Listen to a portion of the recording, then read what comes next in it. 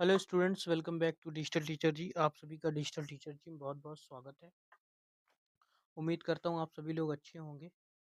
और इससे पहले जितने भी पार्ट मैंने भारतीय समाज वर्तमान भारतीय समाज और प्रारंभिक शिक्षा पर दिया, आपने सभी देख लिए होंगे। ये हमारा अगला पार्ट है जिसमें हम 201 से प्रश्नों को एमसीक्यूज को हल करना शुरू करेंगे। उम्मीद करता हूँ कि इस वाली वीडियो में मैं चाहूँगा कि सभी एमसीक्यूज खत्म हो जाएं, कि इसके बाद मैं जो आपके वेरी शॉर्ट वाले हैं उन क्वेश्चंस को करा सकूँ। तो आप भी हमारे साथ बने रहिए, और अभी तक हमारे चैनल को सब्सक्राइब नहीं किया है तो सब्सक्राइब कर लीजिए, वीडियो को लाइक कर दीजिए। चलिए मैं शुरू करता हूँ। सबसे पहला है हमारा प्रश्न 201 में। प्रश्न है हमारा, अनिवार्य प्राथमिक शिक्षा का प्रावधान संविधान के किस अनुच्छेद में दिया गया है? बताने की जरूरत नहीं है, कई बार ये क्वेश्चन आ चुका है। तो इसका सही ऑप्शन है ऑप्शन नंबर सा। अनुच्छेद 45 में इसका दिया गया है। ऑप्शन नंबर सा is the right answer. Option number सा क्या है हमारा इसका राइट आंसर है। हम चलते हैं अगले प्रश्न की तरफ। अगला प्रश्न प्रश्न नंबर 202 आपकी स्क्रीन पर। 202 प्रश्न आपसे क्या कह रहा है? 202 प्रश्न आपसे कह रहा है कि जनसंख्या शिक्षा आवश्यक है। जनसंख्या शिक्षा क्यों आवश्यक है, इसके बारे में बात कर रहा है।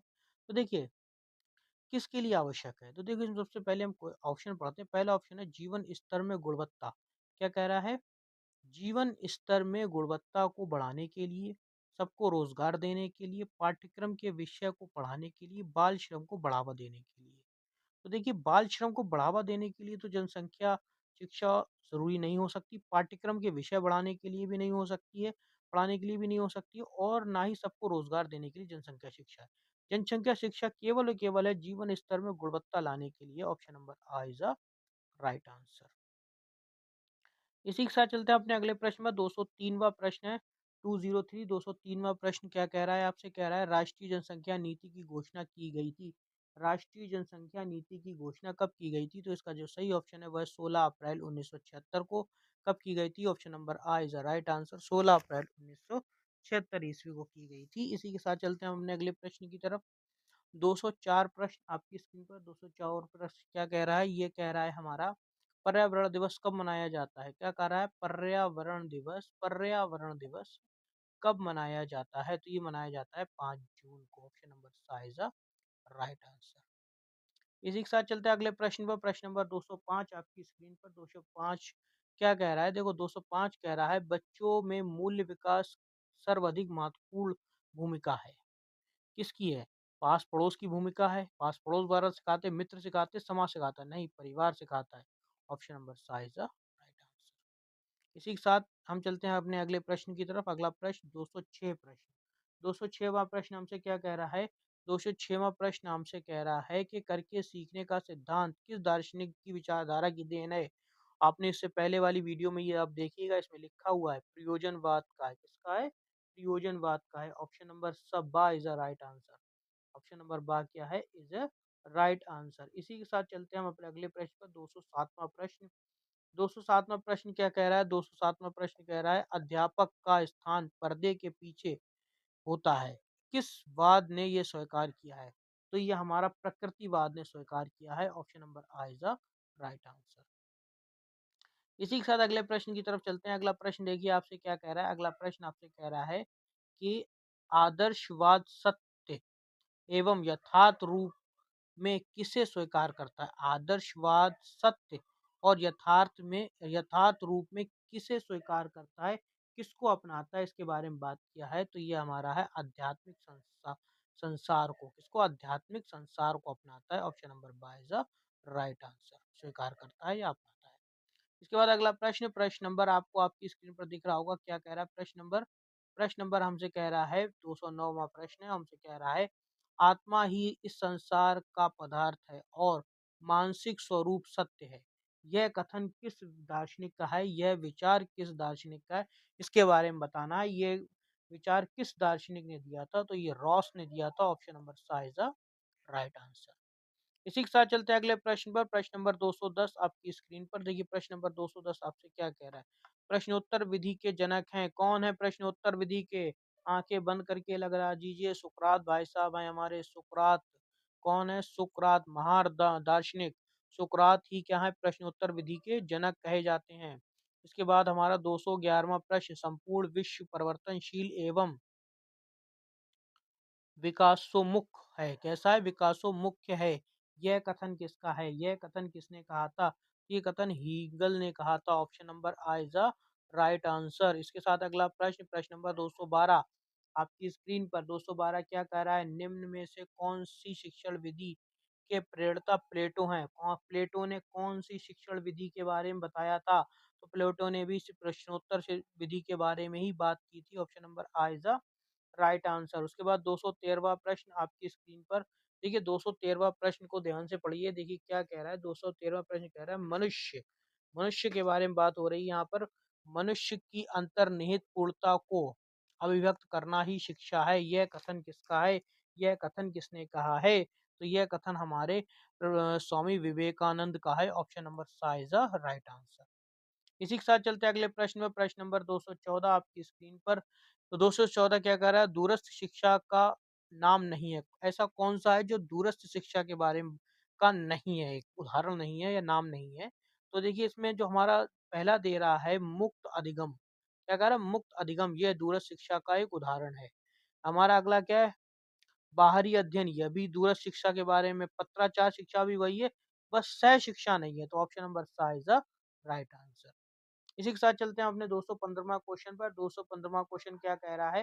कह रहा है बौद्धकालीन शिक्षा प्रवज्जा संस्कार कितने वर्षों में बालक को दिया जाता था? तो 8 वर्षों में दिया जाता था। Option number uh is the right answer. इसी के साथ चलते हैं अपने 216वां प्रश्न। 216वां क्या कह रहा है? मारिया मांटेसरी, मारिया मांटेसरी भारत आई। मारिया मांटेसरी भारत कब आई थी? इसके बारे में बात कर रहा है। तो वो आई थी 1939 ईस्वी में। Option number the is the right answer. इसी के साथ 217वां प्रश्न आपकी स्क्रीन पर। देखिए 217वां प्रश्न आपसे क्या कह रहा है? जनसंख्या शिक्षा का सबसे अधिक उत्तरदायित्व है किस पर है? शिक्षकों पर है। शिक्षकों को ही जनसंख्या शिक्षा देनी चाहिए। ऑप्शन नंबर सा इज द राइट आंसर। इसी के साथ चलते हैं अगले प्रश्न पर। अगला प्रश्न आपको आपकी स्क्रीन पर दिख रहा होगा 218वां प्रश्न। मैं थोड़ा ज्यादा तेज तेज प्रश्न करा रहा हूँ क्योंकि ये क्वेश्चन ऐसे हैं जो पीछे आ चुके हैं।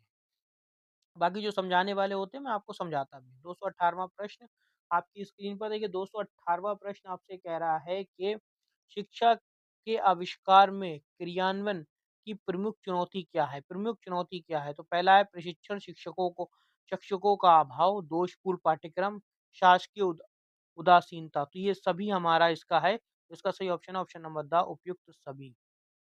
इसी के साथ हम चलते हैं अगले प्रश्न पर। ये मैं इरेज कर देता हूँ ये, वरना आप लोग कुछ और समझ लेंगे यहाँ पर। ये है ऑप्शन नंबर द। क्या है यहाँ पर? Option number the. इसी के साथ चलते हैं अगले प्रश्न में। 219वां प्रश्न आपकी स्क्रीन पर क्या कह रहा है? 219वां प्रश्न, पाठ योजना का निर्माण आवश्यक है। पाठ योजना का निर्माण क्यों आवश्यक है? तो इसका सही है शिक्षण को योजनाबद्ध करने हेतु। तो शिक्षण को योजनाबद्ध करने हेतु। Option number the is the right answer. इसी के साथ ऑप्शन 220वां प्रश्न आपकी स्क्रीन पर क्या कर? परिवार के द्वारा बालकों को प्राप्त होती है। परिवार के द्वारा बालकों को क्या प्राप्त होता है? जीवन व्यवहार की शिक्षा मिलती है, बिल्कुल सही बात है। टिक लगा लो इस पे। पारस्परिक सहयोग की शिक्षा मिलती है, इसे भी सही बात है। जीविकोपार्जन की शिक्षा मिलती है, सही बात है। तो सही ऑप्शन है ऑप्शन नंबर द उपयुक्त सभी सही है।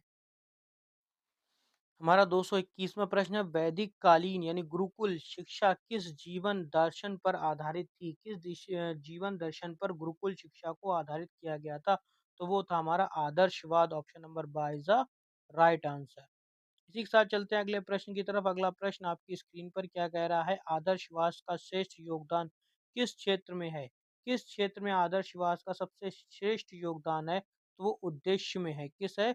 उद्देश्य में है। ऑप्शन नंबर बा इज अ राइट आंसर। इसी के साथ हमारा अगला प्रश्न आपको आपकी स्क्रीन पर दिख रहा होगा 223वां प्रश्न है ये। और 223वां प्रश्न हमसे क्या कह रहा है? 223वां प्रश्न हमसे कह रहा है राम मूर्ति समिति 1990 का गठित हुई थी। कब गठित हुई थी?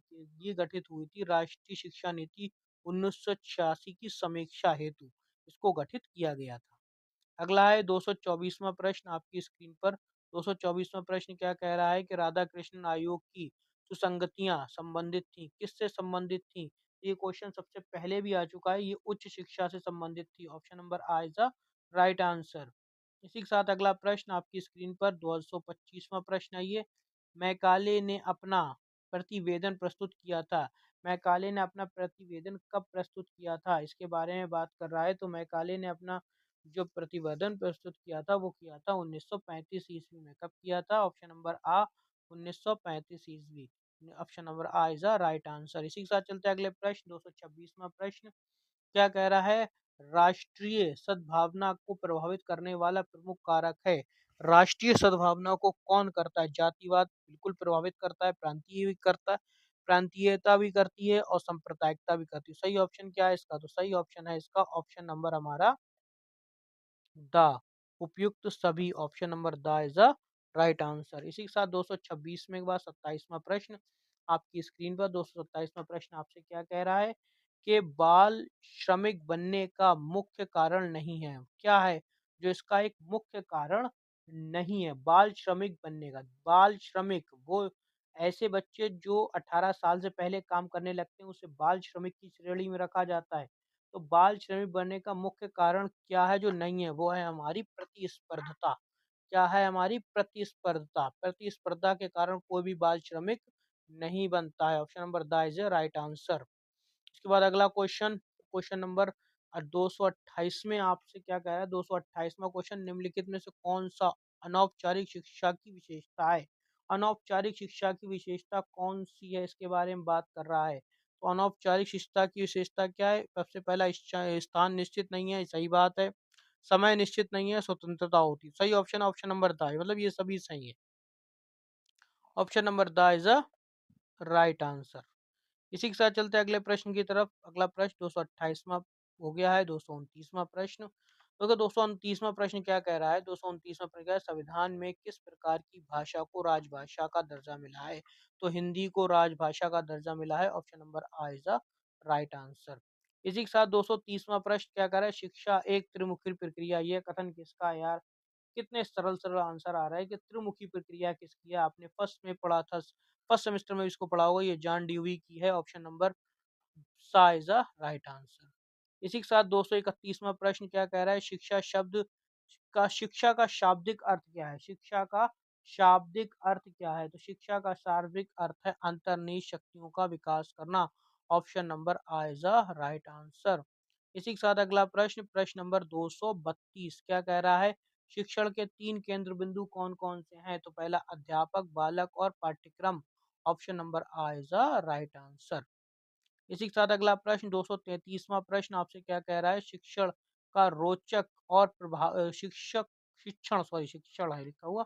शिक्षण को रोचक और प्रभावी बना देती है। ऐसी क्या चीज है जो शिक्षण को रोचक और प्रभावी बना देती है? वो है हमारी शिक्षण में प्रयुक्त युक्तियाँ। शिक्षण को आप किस प्रकार से कर रहे हैं, उस युक्तियाँ ही उसे क्या कर देती हैं? प्रभावी बनाती हैं। आप एक जगह खड़े होकर कोई शिक्षक पढ़ाता है, बहुत अच्छा पढ़ाता है, लेकिन बच्चों को समझ में नहीं आता। एक बच्चे जो हँसा-हँसा के पढ़ा रहा है, उसका बच्चों को समझ में आ रहा है, तो उससे क्या है? युक्तियाँ।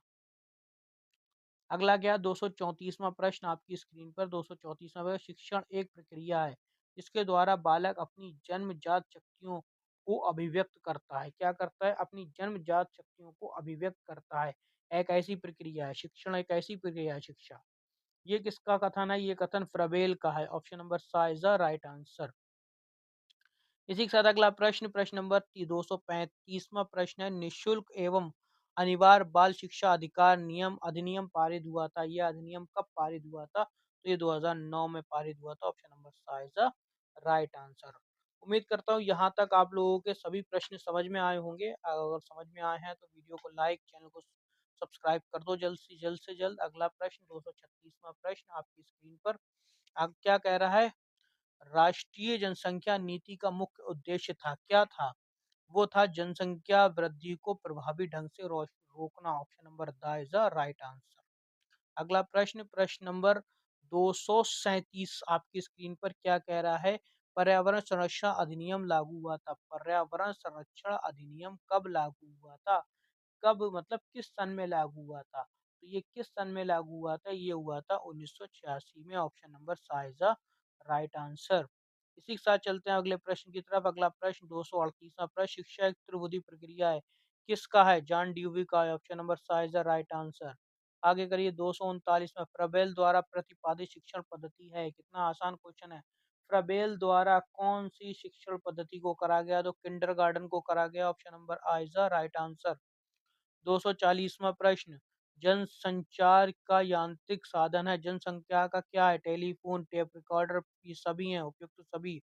Option number the is the right answer. 241वां प्रश्न, रूढ़वादिता एवं निरक्षरता गंभीर समस्या है। किनकी ये गंभीर समस्या है? निरक्षरता और रूढ़वादिता जो है ना, एक गंभीर समस्या है। ये किसकी है? प्रणों की है। Option number uh is the right answer. इसी के बाद अगला प्रश्न, 242वां प्रश्न क्या कह रहा है? परोपकार, सत्यनिष्ठ, क्षमाशीलता उदाहरण है। ये सारी चीजें किसका उदाहरण है? ये सारी चीजें किसका उदाहरण है? सामाजिक मूल्य का, व्यक्तिगत मूल्य का, मानव मूल्य का, या इनमें से कोई नहीं? किसका उदाहरण है? तो ये हमारे हैं मानव मूल्य का उदाहरण। ऑप्शन नंबर सा इज द राइट आंसर। इसी के साथ चलते 243वें प्रश्न पर। क्या कह रहा है? वैदिक साहित्य में प्रयुक्त शिक्षा शब्द का आशय है। प्रयुक्त शिक्षा शब्द का क्या आशय है? 243वां प्रश्न है, तो इसका है विद्या, ज्ञान, बोध और न्याय, विनय, या उपयुक्त सभी। तो सही ऑप्शन है ऑप्शन नंबर द उपयुक्त सभी। उपयुक्त सभी। उपयुक्त सभी। इसी के साथ चलते हैं अगला प्रश्न, 244वां प्रश्न आपकी स्क्रीन पर। बौद्धकालीन शिक्षा का प्रमुख उद्देश्य था। बौद्धकालीन शिक्षा का प्रमुख उद्देश्य क्या था?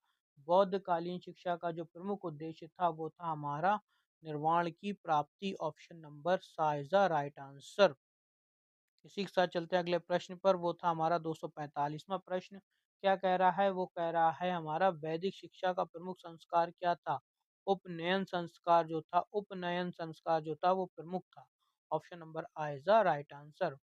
246वां प्रश्न क्या कह रहा है? प्राथमिक शिक्षा प्रारंभ होती है कब से होती है? शैशवावस्था से, बाल्यावस्था से, किशोरावस्था से, युवा अवस्था से? तो ये हमारी बाल्यावस्था से स्टार्ट होती है। ऑप्शन नंबर बा इज द राइट आंसर। इसी के साथ चलते हैं अगले प्रश्न पर, 247वां प्रश्न। क्या कह रहा है? 247वां प्रश्न, शिक्षा स्वस्थ शरीर में स्वस्थ मस्तिष्क का निर्माण करती है, कथन किसका है? अरस्तु का है। ऑप्शन नंबर सा इज द राइट आंसर। इसी के साथ चलते हैं अगले प्रश्न पर। अगला प्रश्न आपकी स्क्रीन पर क्या कह रहा है? 248वां प्रश्न है, शिक्षा का प्रमुख उद्देश्य है। शिक्षा का प्रमुख उद्देश्य क्या है? शारीरिक विकास, मानसिक विकास, सर्वांगीण विकास, या संवेग विकास? कौन सा विकास है? तो वो हमारा है सर्वा सा- सावेंगिक विकास। Option number the is the right answer. इसी के साथ 249वां प्रश्न आपकी स्क्रीन पर। बालक बालक का मस्तिष्क कोरी स्लेट की तरह है। बालक बालक का मस्तिष्क कोरी स्लेट की तरह है। यह कथन किसका है? यह कथन किसने दिया था? तो यह कथन रूसो का है। Option number uh is the right answer. उसके बाद आ गया हमारा अगला प्रश्न। प्रश्न नंबर है हमारा 250, मदरसों में शिक्षा का माध्यम था। तो मदरसों में जो शिक्षा का माध्यम था वो कौन सा था? अरबी, उर्दू, फारसी, या संस्कृत? इससे पहले की वीडियो मैंने इस क्वेश्चन का आंसर दिया है। जल्दी मुझे बताइए आप लोग कमेंट करके इसका आंसर क्या हो सकता है? जल्दी जल्दी कमेंट करिए। इसका सही आंसर है ऑप्शन नंबर आ, अरबी। 251वां प्रश्न क्या है? 251 कह रहा है वैदिक कालीन शिक्षा संबंधित है, किससे संबंधित है? वेदों से संबंधित है। वैदिक कालीन वेदों से संबंधित है। ऑप्शन नंबर बा इज द राइट आंसर। इसी के साथ चलते हैं अगले प्रश्न की तरफ। अगला प्रश्न 252वां प्रश्न क्या कह रहा है? 252वां प्रश्न कह रहा है किंडरगार्टन प्रवृत्ति किसके जन्मदाता कौन थे? Froebel. Option number uh is the right answer. Same वही क्वेश्चन बार बार रिपीट हो रहा है, इसीलिए ताकि आपको बार बार ध्यान आएंगे तो आपको याद हो जाए। पांडिचेरी में किस महान शिक्षा शास्त्री ने आश्रम की स्थापना की थी? पांडिचेरी में किसने करी थी? महात्मा गांधी ने, स्वामी विवेकानंद ने, आचार्य निबोला भावे ने, या श्री अरविंद घोष ने? किसने करी थी? आप बताइए मुझे। तो यह है Shri Aurobindo Ghosh. Option number the is the right answer. इसी के साथ चलते हैं अगले प्रश्न पर। अगला प्रश्न क्या है हमारा? कर्मेंद्रियों, ज्ञानेंद्रियों एवं पढ़ने लिखने की शिक्षा में विभाजन किसने किया था? ये मॉन्टेसरी ने किया था। Option number uh is the right answer. इसी के साथ चलते हैं अगले प्रश्न पर। 255वां प्रश्न क्या कर रहा है? शिक्षा का सार्वभौमिकरण हेतु आवश्यक है। शिक्षा के सार्वभौमिकरण हेतु क्या आवश्यक है? तो क्या आवश्यक? सुविधा है, सर्वव्यापी नामांकन है, स्थायित्व एवं सर्वव्यापीकरण है। तो उपयुक्त सभी। Option number the is the right answer. सभी उपयुक्त है। उसके बाद 256वां प्रश्न, नई शिक्षा नीति 1886 में समान सहभागिता हेतु बल दिया था। समान सहभागिता हेतु किस पर बल दिया गया था? तो इन सभी पर बल दिया गया था। स्त्री शिक्षा पर दिया गया था, अनुसूचित जनजातियों पर दिया गया था, अनुसूचित विकलांगों की शिक्षा पर दिया गया। तो सही ऑप्शन है option number the is the right answer, उपयुक्त सभी। 257वां प्रश्न आपकी स्क्रीन पर क्या कह रहा है? 257वां प्रश्न क्या कह रहा है? मूल्य वे आदर्श विश्वास या मानक हैं जिन्हें समाज के अधिकांश सदस्य स्वीकार करते हैं। किसका है ये जॉन डब्ल्यू का है। ऑप्शन नंबर बा इज द राइट आंसर। 258वां प्रश्न आपकी स्क्रीन पर क्या कह रहा है? शिक्षा में प्रयोजनवाद के जन्मदाता हैं William James. Option number uh is the right answer. इसी के साथ चलते हैं हम अपने अगले प्रश्न की तरफ। अगला प्रश्न जो आपको आपकी स्क्रीन पर दिखाई दे रहा होगा, ये रहा आपका अगला प्रश्न। 259वां प्रश्न क्या कह रहा है? 259 वाला, सर्वोत्तम शिक्षा वही है जो संपूर्ण दृष्टि, जीवन एवं सामंजस्य स्थापित करती है। यह कथन किसका है? यह रविंद्रनाथ टैगोर का कथन है। ऑप्शन नंबर बा इज द राइट आंसर। 260वां पर गिजुबाई बालिका ने बालकों को संज्ञा दी थी। बालकों को किसकी संज्ञा दी गई थी? बाल देवो भव की। बाल देवो भव। Option number uh is the right answer. 261वां प्रश्न और इस सीरीज का ये लास्ट प्रश्न है। इसके बाद प्रश्न नहीं है, खत्म हो गई हमारी सीरीज। और अगली बार हम इसके बाद चलेंगे वेरी शॉर्ट पर। फिलहाल हम अब अंतिम क्वेश्चन को पढ़ते हैं। सार्वजनिक विद्यालयों के विकास एवं संविधान प्रावधानों की क्रियान्वयन में प्रमुख बाधा क्या है? प्रमुख बाधा क्या है? शैक्षिक अवसरों में समानता। शैक्षिक अवसरों की समानता। Option number the is the right answer. इसी के साथ हमारी ये पूरी सीरीज जो थी वो एंड हो गई है। हम मिलते हैं आपसे इसके वेरी शॉर्ट क्वेश्चन के साथ अगली वीडियो में। तब तक के लिए जय हिंद, जय भारत।